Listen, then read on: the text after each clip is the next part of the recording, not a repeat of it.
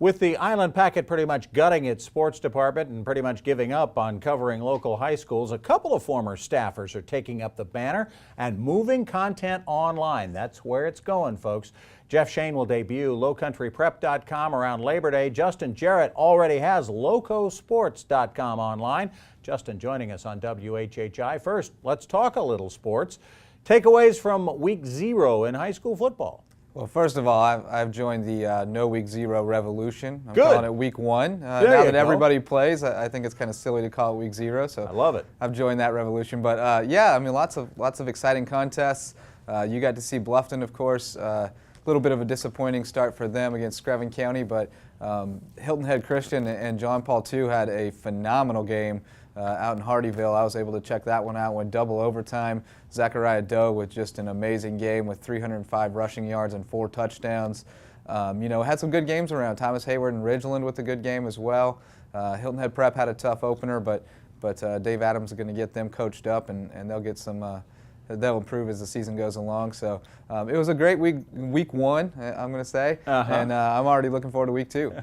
I want to get into week 2 in just a moment. We want to remind folks, of course, that all week long this week we will be showing the replay of that great Hilton Head Christian Academy John Paul II double overtime game. This week we're going to have Thomas Hayward Academy at Hilton Head Prep right here on WHHI. One of some great games this week. Actually got 4 of what I'm calling loco on loco battles this week. You got May River against Bluffton, first of 2 matchups for them. You got Hilton Head going over to Whale Branch, which I think is going to be the most competitive of the 4 local matchups.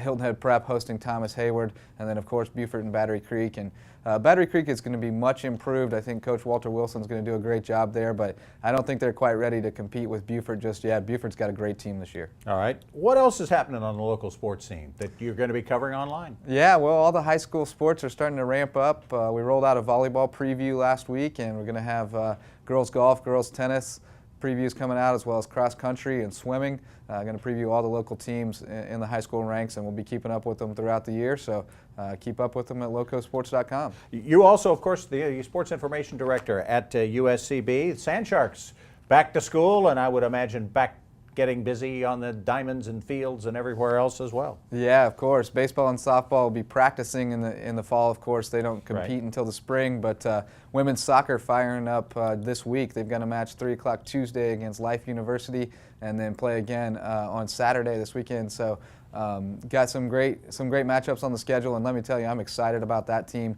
Returned almost everyone off last year's team that had the best record in school history and made it to the semifinals of the Sun Conference tournament, and brought in some really great newcomers. Division I transfer, a junior college All-American, and quite a few freshmen who are going to help out right away. So it's going to be an exciting team. Hopefully folks will come out and support the Sand Sharks on the pitch. All right. Thanks so much, Justin. Justin Jarrett of USCB and LowCoSports.com.